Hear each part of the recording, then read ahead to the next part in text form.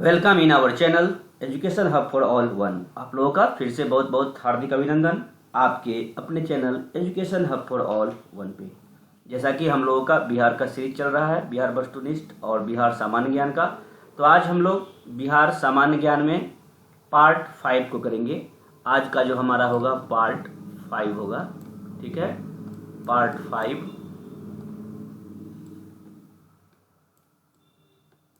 जिसमें हम लोग क्या देखेंगे, आज हम लोगों का टॉपिक है Champaran Satyagraha. Very very important. Champaran Satyagraha से 66 में भी क्वेश्चन, 65 में भी क्वेश्चन तिनकटिया पद्धति को लेके पूछी गई थी पिछले बार भी 66 में, इसलिए इसको अच्छे से देखिएगा, शुरू से लास्ट तक देखिएगा। आप लोग लाइक नहीं करते हैं, वीडियो में लाइक जरूर किया कीजिए, ज़्यादा से ज़्यादा लाइक कीजिए ताकि वीडियो बनाने की मेरी इच्छा जल्द से जल्द डालने की हो, चूँकि लाइक पे ही एक वो मिलती है, प्रोत्साहन मिलती है वीडियो बनाने की। तो आप लाइक जरूर करें, वीडियो को ज़्यादा शेयर करें ताकि मैं जल्द से जल्द वीडियो आप लोग के लिए अपलोड करता रहूं। तो चलिए हम लोग स्टार्ट करते हैं। आज का हमारा जो टॉपिक है चंपारण सत्याग्रह बिहार से, लेकिन मैं चाहूँगा कि थोड़ा मैं इसकी भूमिका आप लोगों को बता दूँ। जो विद्रोह का प्रारंभ क्या कैसे हुआ, विद्रोह की चिंगारी कैसे फूटी कि ये विद्रोह हुआ। तो सबसे पहले आइए थोड़ी सी मैं बात कर लूँ, भूमिका की बात करता हूँ, उसके बाद फिर मैं चलूँगा आपके चंपारण सत्याग्रह पे बिहार में जो हम लोग देख रहे हैं। सबसे पहले विद्रोह की चिंगारी जो है, आटे में हड्डियों के चूर्ण की मिलावट और एनफील्ड बंदूकों के लाए जाने की खबरों ने सरकार के साथ सिपाहियों के मनमुटाव को बढ़ावा दिया। क्लियर है क्या? तो आटे में हड्डियों के चूर्ण एवं इनफिल्ड बंदूकों के लाए जाने की खबरों ने सरकार के साथ सिपाहियों के मनमुटाव को बढ़ा दिया। नई इनफील्ड बंदूक भारत के लिए कारतूस को दांतों से काट कर खोलना पड़ता था। जो नया जो आया था, पुराने बंदूकों को चेंज कर नया जो आया था इनफील्ड बंदूक, ये इसमें जो इसकी जो कारतूस होती थी उसे मुंह से दांत से काट कर खोलना पड़ता था और उसमें भरे हुए बारूद को बंदूक की नली में भरकर कारतूस को डालना पड़ता था। कारतूस के बाहरी आवरण जो हैं वो चर्बी के बने होते थे, उसे सीलन से बचाती थी वो चर्बी जो थी। सिपाहियों के बीच अफवाह फैल चुकी थी कि कारतूस में लगी जो चर्बी है वो सुअर और गाय के मांस से बनाई जाती है। ठीक है, यह हिंदू और मुसलमान दोनों सिपाहियों के लिए क्या हो गई, धार्मिक भावनाओं की बात हो गई, धार्मिक बात हो गई और धार्मिक भावनाओं के विरुद्ध की बात हुई। गाय हिंदुओं के चरित्र पवित्र थी, जबकि सुअर की हत्या मुसलमानों के लिए वर्जित थी। ठीक है, अब तो बात हो गई संकट की। तो क्या हुआ, तो चर्बी वाले कारतूसों ने सेना में असंतोष के नए कारण को पैदा नहीं किया, अपितु धीमी गति से बढ़ते हुए असंतोष को खुलकर बाहर आने का अवसर प्रदान कर दिया। क्योंकि बहुत सारे कारण थे, केवल यही नहीं था, तो ये एक अच्छा तत्कालिक कारण मिल गया। कारतूस के बहाने भी ये लोग अपने मन में जो भी थे असंतोष की भावना वो खुलकर बाहर आने की इन लोगों को मौका मिल गया। सबसे पहले बैरकपुर छावनी में मंगल पांडे ने 29 मार्च, लिखिएगा, जो नोट करते होंगे लिखते हुए चलिएगा, ये बुक में नहीं है, मैं अलग से बता रहा हूं। सबसे पहले बैरकपुर छावनी में मंगल पांडे ने 29 मार्च 1857 को 29 मार्च 1857 को ऐसे कारतूस के प्रयोग से विरोध किया। क्या किया? ऐसे कारतूस के प्रयोग से विद्रोह कर दिया कि नहीं, इसका प्रयोग नहीं किया जाएगा, विरोध किया। उसने काफी उत्पात मचाया। 8 अप्रैल 1857 को उसे फांसी दे दी गई। क्या दे दी गई? फांसी दे दी गई।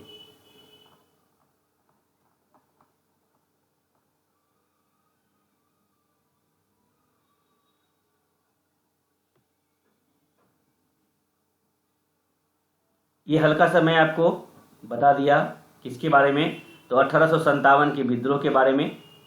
ठीक है, तो 10 मई 1857 को सैनिकों ने व्यापक स्तर पर विरोध कर विद्रोह की घोषणा कर दी और क्रांति की शुरुआत हो गई। ठीक है, अब हम लोग चलते हैं। आज के हमारे जो टॉपिक है क्या है कि चंपारण सत्याग्रह। चंपारण सत्याग्रह क्या है, किस तरह हुआ है, इसके बारे में हम लोग अब बात करेंगे, चंपारण सत्याग्रह के बारे में। चलिए स्टार्ट करते हैं।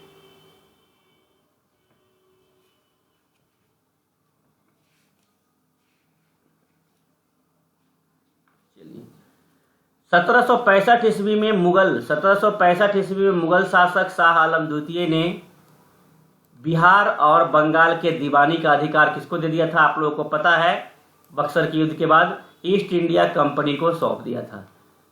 इस समय बिहार का चंपारण क्षेत्र नील की खेती के लिए प्रसिद्ध था। इस समय चंपारण बेतिया राज्य का एक हिस्सा था और यहाँ नील के 36 अंग्रेज ठेकेदार थे और 23 व्यवसायी रह रहे थे। इस क्षेत्र में नील की खेती 2 प्रकार से होती थी। ठीक है, इस क्षेत्र में नील की खेती जो होती थी 2 प्रकार से होती थी। पहला क्या था? तो जिरात, और दूसरा क्या था? असामिवार। ये 2 तरह के पद्धति से नील की खेती की जाती थी। जिरात क्या था? तो जिरात कोठी वालों की कब्जे वाली जमीन होती थी, जो कोठी वाले की उनके कब्जे वाली जमीन होती थी, जिसमें किसान अपने हल बैल की सहायता से नील बोते थे। किसकी सहायता थे? तो हल बैल की सहायता से नील बोते थे, लेकिन मजदूरी बहुत कम मिलती थी कोठी वालों के द्वारा।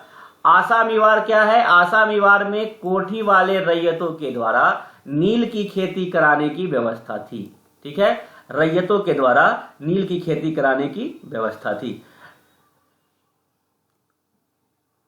व्यवस्था कराते थे वो लोग। 1867 ईस्वी में, या कह सकते हैं 1867 ईस्वी से पूर्व तक रैयतों को 1 बीघा में 5 कट्ठा पर नील की खेती करना अनिवार्य बना दिया गया था। कितना पर? तो 20 कट्ठा में। यहाँ क्या हो जाएगा? 20/20। अभी क्या है? 3/20। आगे देखेंगे किस तरह से ये हुआ है। लेकिन पूर्व में 1867 के पूर्व, 1867 के पूर्व क्या था? 20 कट्ठा में 5 कट्ठा नील की खेती आपको करना ही पड़ेगा भाई। चलिए, लेकिन 1867 ईस्वी में यह नियम बना दिया गया कि प्रत्येक बीघे में 3 कट्ठा पर नील की खेती करना है। अब 1867 ईस्वी में क्या हो गया? यह नियम बन गया कि प्रत्येक बीघे में 3 कट्ठा पर नील की खेती, यानी कि 3/20 की खेती करना अनिवार्य हो गया। अतः इसे 3 कठिया प्रणाली कहा गया। क्या सब प्रणाली हो गया? 3 कठिया प्रणाली कहा गया, क्योंकि 3 कट्ठा 3 कठिया। 3 कठिया प्रणाली ही चंपारण के किसानों के शोषण का मुख्य कारण था। क्या कारण था? चंपारण के किसानों का मुख्य शोषण का कारण क्या था? 3 कठिया पद्धति, 3 कठिया प्रणाली।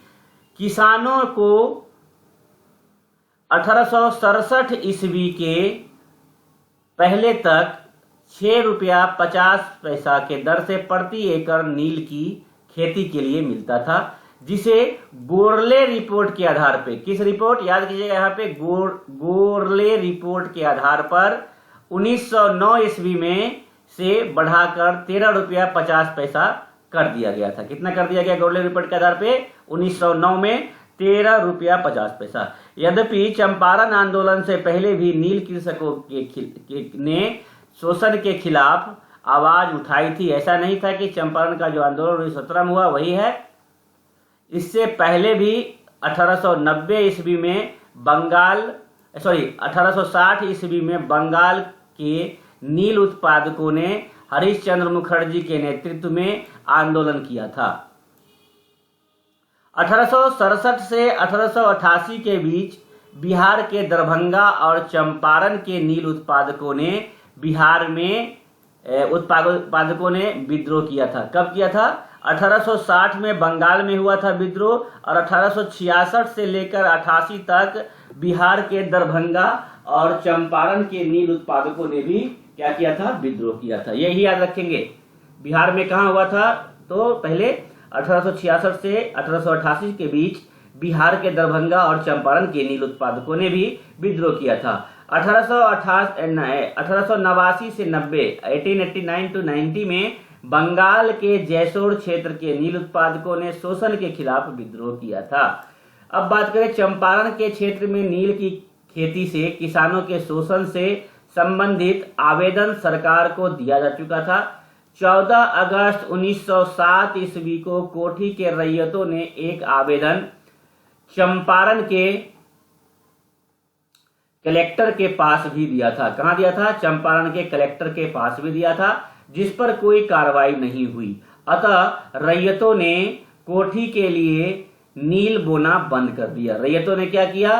देखा कोई जवाब नहीं है तो रैयतों ने कोठी के लिए नील बोना बंद कर दिया।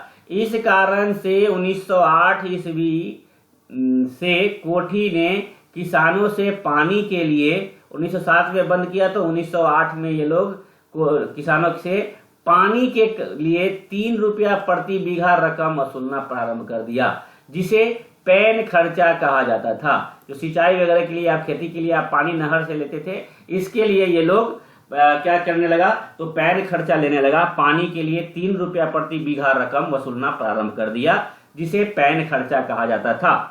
ठीक है, क्यों कर दिया? क्योंकि ये रैयतों ने नील की खेती को 1907 से लगाना बंद कर दिया था, तो 1908 से ये लोग पानी के लिए भी रकम वसूलना प्रारंभ कर दिया, जिसे पैन खर्चा कहा गया। पैन खर्चा के अतिरिक्त भी कई प्रकार के कर किसानों पर लगा दिए गए, जिससे उनकी स्थिति अत्यंत खराब हो गई, दयनीय हो गई। इस समय लगाए गए जो कर थे निम्नलिखित प्रकार से। सबसे पहला कर था आपका पैन कर, जिसे आपने देख लिया। नहर का पानी जो सिंचाई के लिए दिया जाता था, उसके बदले लिया जाने वाला कर जो प्रति बीघा 3 रुपया था। ठीक है, पैन खर्च था। इसके अलावा लिया जाता था सलामी कर। यह प्रति बीघा 3 रुपया की दर से वसूला जाता था सलामी कर, जिसे तिनकटिया या लगान भी कहा जाता है। इसके बाद बांध रेहरी, यह 1 रुपया था, लिया जाता था, और मालगुजारी पर 1 रुपया 1 आना की दर से लिया जाने वाला कर था, जो पैन खर्च की तरह सिंचाई के लिए लिया जाता था। सिंचाई के लिए भी ये लोग जैसे कि पैन पानी के लिए, तो सिंचाई के लिए यहाँ पे 1 रुपया लेते थे। प्रति 1 रुपया मालगुजारी पर 1 आना। ठीक है। बेठ माफी एक कर थी। यह कृषकों, जिसके पास हल है, अगर आप हल रखे हैं तो हल के बदले भी आपको 3 रुपया सालाना लिया जाने लगा। अब बपही पुतही एक कर था। यह उत्तराधिकारी का कर था, जो रैयतों यानी कि उसके पूर्वज के मर जाने के बाद जायदाद का यानी उसके संपत्ति का जो हस्तांतरण ट्रांसफर होता था, उसके लिए उसके वारिस से लिया जाता था। यह कर बपही पुतही कर कहा जाता था। मरवन कर था एक, यह लड़की की शादी के समय कोठी वाले 1 रुपया की दर से लेते थे। और एक था सगौड़ा। यह सगौड़ा क्या था? तो सगौड़ा यदि किसी विडो यानी विधवा की सगाई के बदले 5 रुपए की दर से ये लोग कर वसूला करते थे। एक था कोल्हुहावन, यानी कि आप अगर क्या रखे, कोल्हू रखे हुए हैं तेल अथवा ईख की पिसाई के लिए या तीसी की पिसाई के लिए, तो इसके लिए भी आपको 1 रुपया के दर से वसूला जाता था। एक था चूल्हावन, मैंने इस क्षेत्र में हल्दी का उत्पादन अधिक मात्रा में होता था, अतः हल्दी को उबालने के लिए तो आपको चूल्हा रखना ही पड़ेगा ना, तो चूल्हा के लिए भी प्रति चूल्हा 1 रुपया की दर से ये लोग कर लिया करते थे। एक था बाट छपी। यह कर दूध और तेल बेचने वालों से लिया जाता था। दुकानदारों से प्रति वर्ष 1 रुपया की दर से लिया जाता था। एक था बेचाई। अनाज बेचने वाले दुकानदारों से भी 1 रुपया की दर से वार्षिक कर वसूला जाता था। अब आइए बात करते हैं हथियाही। कोठी वाले जो अपने हाथी खरीदने के लिए भी किसानों से कर वसूलते थे, जिसे हथियाही कर बोला जाता था। हावही कर एक प्रकार का रैयतों कोठी वाले अगर बीमार पड़ जाते हैं तो रैयतों से लिया जाने वाला खर्च जो था हावही कर था। आदमी आमदी असलामी। अरे यदि कोई पदाधिकारी या अधिकारी या सरकारी व्यक्ति जब किसी गांव में जाता था, तब रैयत को प्रति व्यक्ति 1 रुपया की दर से सलामी कर देना होता था। मान लीजिए किसी के गांव में कोई उन लोगों के कोठी से कोई पदाधिकारी या कोई अधिकारी या कोई सरकारी व्यक्ति आता था, तो गांव के किसी भी गांव में जाता था तो रैयत को प्रति व्यक्ति के हिसाब से प्रति व्यक्ति 1 रुपया की दर से सलामी देना पड़ता था हुजूर को।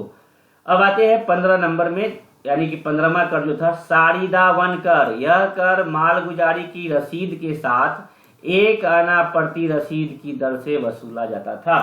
इसके अतिरिक्त भी कर थे श्रृंगार कर, श्रृंगार हाट कर। श्रृंगार हाट कर क्या थी? तो यह उस स्थिति में वसूला जाता था जब कोई स्त्री भ्रष्ट हो जाती थी या फिर किसी दूसरे पुरुष के साथ रहती थी, तब उस पुरुष से सजा के रूप में वसूला जाने वाला कर था श्रृंगार हट कर। ठीक है, नेक्स्ट अब आते हैं हम लोग। इस चंपारण क्षेत्र में अनेक प्रकार के कर देने एवं नील की खेती करने से कृषकों की अत्यधिक शोषण हो रहा था। उनकी स्थिति दयनीय बनी हुई थी। तिनकटिया प्रणाली के अंतर्गत पुलिस एवं अधिकारी भी किसानों के अत्यधिक शोषण कर रहे थे। सब मिलजुल कर शोषण कर रहे थे जितना कर सकते थे। वे नील व्यापारियों की मदद करते थे। इस अत्याचार से तंग आकर किसानों ने अनेक बार आंदोलन किया, लेकिन उसे दबा दिया जाता था या दबा दिया गया। 1807 से 8 में नीलहों के अत्याचार के खिलाफ किसानों द्वारा एक गुप्त संगठन की स्थापित की गई, जिसको महेश नारायण ने बिहारी नामक समाचार पत्र के माध्यम से सरकार का ध्यान इस ओर आकर्षित किया, लेकिन इसका कोई लाभ नहीं हुआ। अंततः बिहार के कृषक नेता राजकुमार शुक्ल का एंट्री होता है। इन्होंने क्या किया तो इस समस्या को कांग्रेस एवं गांधी जी के समक्ष उठाने का कार्य शुरू किया। राजकुमार शुक्ल कानपुर में प्रताप समाचार पत्र के संपादक गणेश शंकर विद्यार्थी से जाकर मिले और कृषक शोषण के बारे में उन्होंने बताया, जिसके कारण गणेश शंकर विद्यार्थी ने 4 जनवरी 1915 ईस्वी को गणेश शंकर ने क्या किया, अपने प्रताप में जो उनकी पत्रिका थी उसमें क्या किया, चंपारण में अंधेरा नामक लेख प्रकाशन किया। गणेश शंकर विद्यार्थी के सलाह पर ही राजकुमार शुक्ल गांधी जी से मिलने साबरमती पहुंचे, लेकिन उनकी मुलाकात वहां गांधी जी से नहीं हो सकी। अब बात करते हैं दिसंबर 1916 में लखनऊ के कांग्रेस अधिवेशन में बिहार के प्रतिनिधित्व के रूप में ब्रजकिशोर सिंह, हरिवंश नारायण और आपका ये क्या कहते हैं गोरख प्रसाद, रामदयाल प्रसाद साहू, पीर मोहम्मद और पंडित राजकुमार शुक्ल ने भी भाग लिया। राजकुमार शुक्ल ने चंपारण के किसानों की समस्या जनाने के लिए गांधी जी से चंपारण आने का अनुरोध किया। राजकुमार शुक्ल का जन्म पश्चिम चंपारण के चनपटिया बाजार के पास सतबरिया नामक, कहीं कहीं अलग भी मिलता है, ये आपका सतबरिया नामक गांव में हुआ था, लेकिन उनका जीवन बेलवा के कोठी के अंतर्गत मुरली भरवाहा में व्यतीत हुआ था।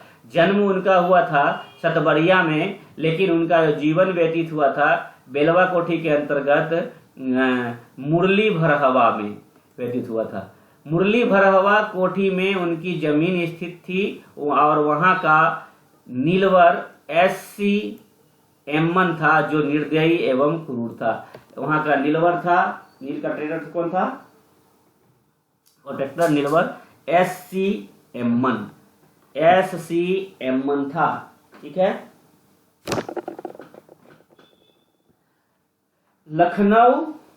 लखनऊ अधिवेशन में चंपारण से संबंधित प्रस्ताव को पास किया गया। क्या किया गया, चंपारण से संबंधित जो भी प्रस्ताव थे उसे पास किया गया और गांधी जी ने भी चंपारण आने का राजकुमार शुक्ल के निमंत्रण को स्वीकार किया। गांधी जी के अपनी आत्मकथा में लिखा है कि राजकुमार शुक्ल बिहार के हजारों लोगों पर से नील के कलंक को धो देने के लिए कृत संकल्प थे। गांधी जी ने कलकत्ता जाने के क्रम में 9 अप्रैल 1917 ईस्वी को राजकुमार शुक्ल के साथ पटना के लिए प्रस्थान किया। गांधी जी ने इस समय राजकुमार शुक्ल के संबंध में कहा है कि अनपढ़ निश्चयमान किसान ने मुझे जीत लिया।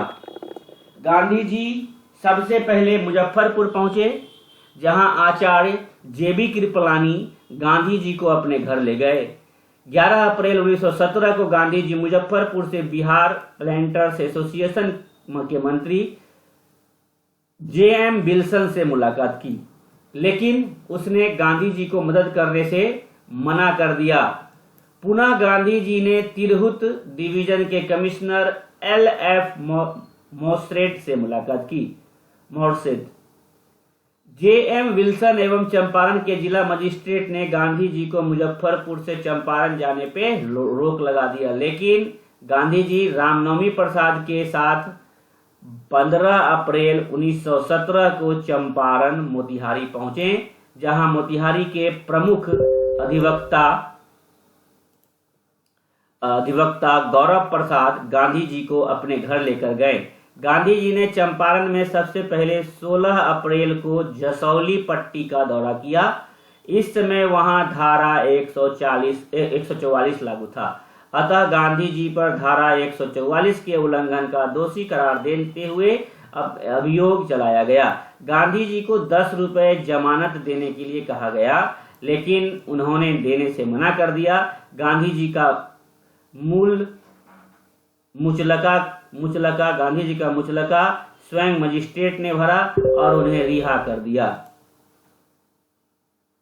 उसके बाद गांधी जी बेतिया पहुंचे, उनके साथ ब्रजकिशोर प्रसाद भी साथ में थे। गांधी जी कुड़िया कोठी होते हुए राजकुमार शुक्ल के साथ बेरवा कोठी पहुंचे। इस क्रम में गांधी जी की लोकप्रियता बढ़ती जा रही थी।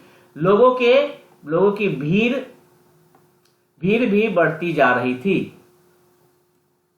अतः सरकार ने आंदोलन के स्वर को नीचा करने के लिए 10 जून 1917 को, याद रखेंगे, 10 जून 1917 को एक जांच कमेटी नियुक्त किया। इस कमेटी का नाम था चंपारण अग्रेरियन कमेटी, और इसके जो अध्यक्ष थे GF सलाई थे। ओके, और इस एक जांच कमेटी जिसमें महात्मा गांधी भी सदस्य थे। कमेटी का याद रखिएगा नाम, चंपारण अग्रेरियन कमेटी, और इसके अध्यक्ष थे GF सलाई। 4 अक्टूबर 1917 को जांच कमेटी ने अपनी रिपोर्ट दी तथा सरकार ने रिपोर्ट को अध्ययन करने के बाद 18 अक्टूबर 1917 को प्रकाशित कर दिया। इसी रिपोर्ट के आधार पर 4 मार्च 1918 ईस्वी